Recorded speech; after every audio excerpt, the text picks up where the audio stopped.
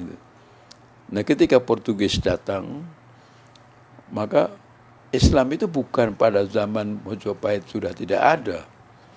Islam menurut catatan sejarah Cina, berita Cina, dinasti Tang menuliskan tahun 674 itu Islam sudah ada di pantai barat Sumatera.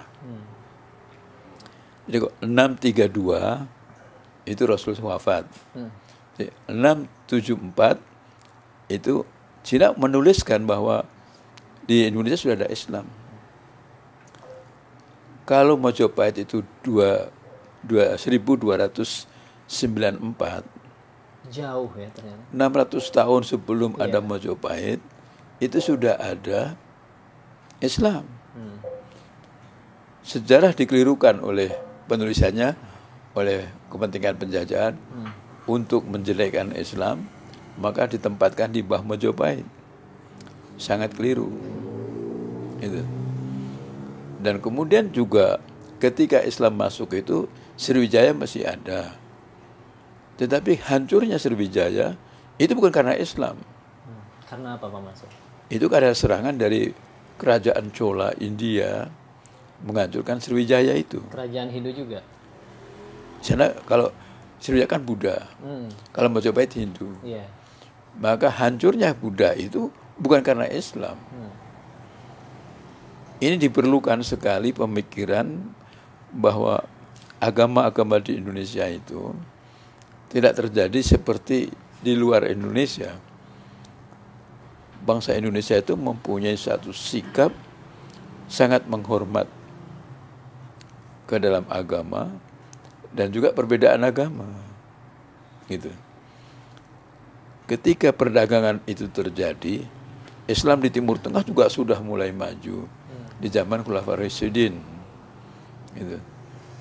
Jadi dituliskan dengan secara positif pada zaman Utsman, maka terjadilah kontak dagang dengan Indonesia.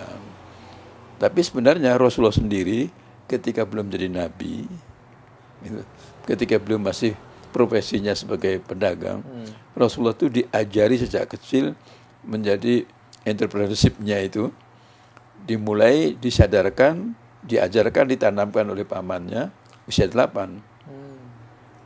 Dan sampai 40 itu menjadi nabi. Maka nabi itu untuk jadi nabi, bekal latar belakangnya itu adalah sebagai seorang pedagang selama 32 tahun.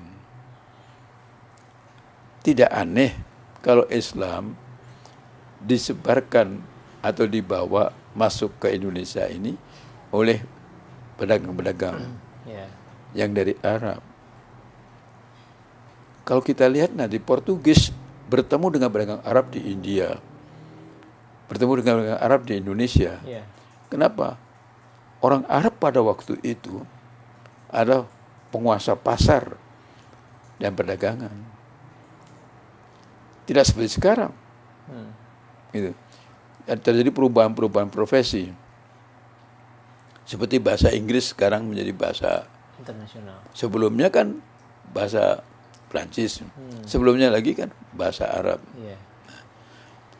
Jadi kita bisa melihat bahwa dengan datangnya Islam di Indonesia itu terjadi satu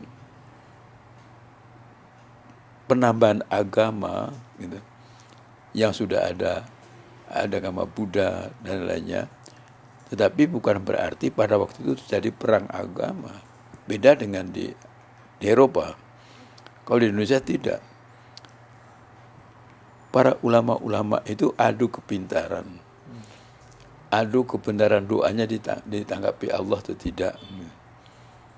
Jadi kalau kita mendoa, coba buktikan kalau mendoa sekarang ini terjadi apa. Itu wali-wali Songo itu di dalam tulisan itu bisa membuktikan bahwa apa yang diinginkan itu dikabulkan pada saat itu juga ya. Innama amru idza arada syai'an ayyaqula kun fayakun. Jadi pada waktu itu ada. Itu.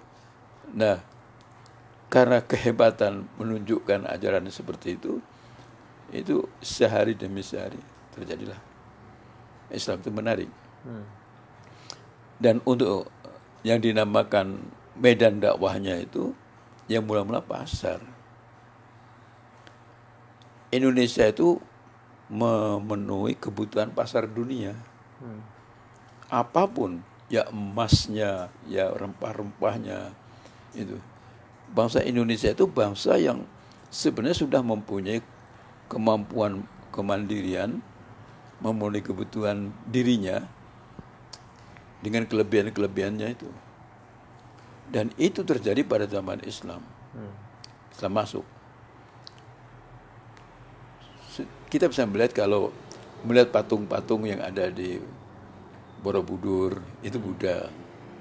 Lalu kalau kita melihat di Prambanan, itu Hindu. Jelas tidak begitu mengenal busana. Yang membusanai bangsa ini adalah Islam. Gitu.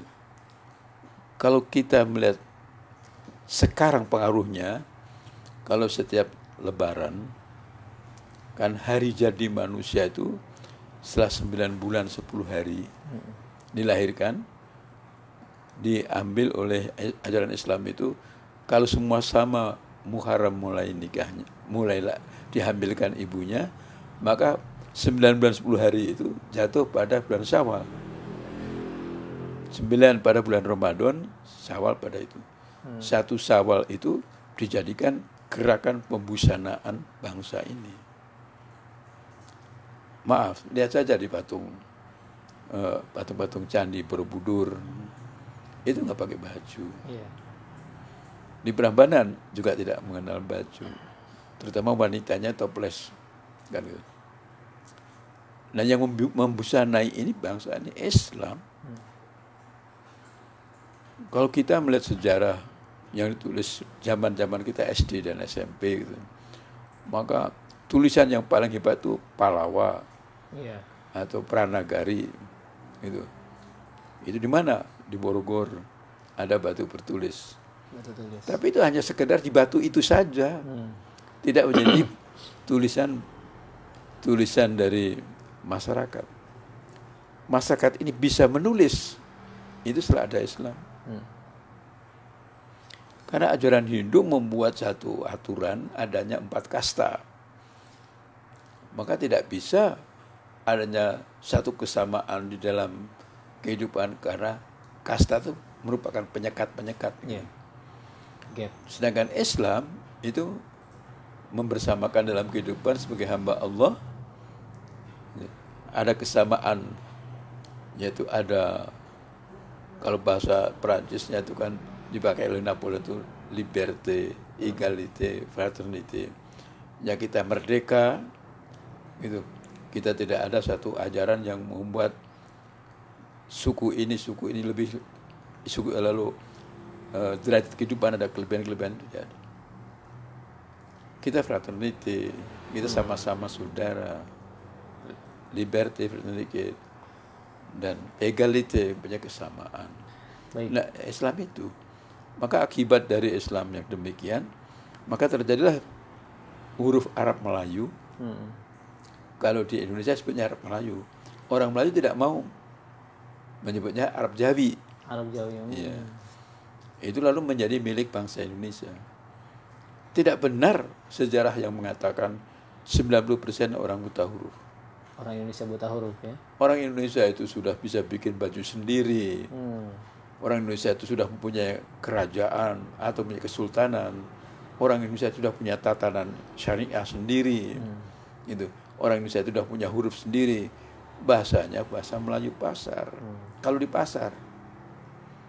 Kalau dalam kerajaan disebut bahasa diplomatik. Beda. Gitu. Di seratnya sami. Tulisnya sama dengan tulisan Arab itu. Tapi peristilahannya sangat diplomatif. Menghormati baik sekali. Dan kalau di pesantren menjadi bahasa ilmiah. Itu bahasa Indonesia yang sekarang istilahnya Indonesia itu dulu disebutnya bahasa Melayu. Tapi menggunakan huruf atau ejaan Arab ya? Iya. Arab Jawi tadi. Di mana-mana itu tulisan Arab itu menjadi tulisan umum.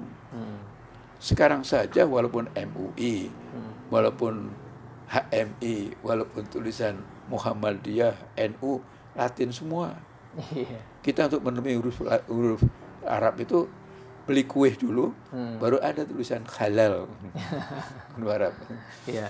Jadi pergeseran ini tentunya efek dari kedatangan penjajah itu, Pak Iya, Mansur. betul. Dulu tulisan Arab itu di mana-mana ada. Di samping ada tulisan daerah. Sekali lagi tidak benar orang mengatakan 90% buta huruf. Huruf apa? Kan gitu ini dipertanyakan. Kita menolak penggunaan huruf barat itu karena Latin ya. itu ada identik dengan penjajahan. Kita punya satu identitas pribadi, kebangsaan, yaitu tulisan Arab itu. Yang dinamakan Arab Melayu. Betapa kuatnya ajaran Islam untuk mempertahankan tradisional, tradisi, untuk mempertahankan satu jati diri kedaerahannya itu. Kalau dikatakan sekarang daerah kan, karena dia NKRI. Tapi pada waktu itu adalah merupakan satu jati diri. Ya kalau Makassar, Makassar, kalau Banten, Banten, kalau Mataram, Mataram, kan gitu. Ada harga diri tinggi sekali pada waktu itu. Hanya penjajah analisis interpretasinya sangat menghina. Dan itu mungkin strategi mereka ya untuk menjatuhkan harga diri bangsa ini, Pak Mansur. Mereka menganggap kita biadab.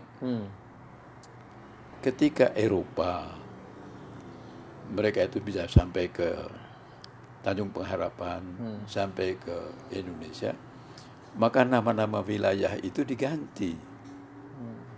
Itu. Tanjung Pengharapan itu kan mereka bisa sampai ke Indonesia.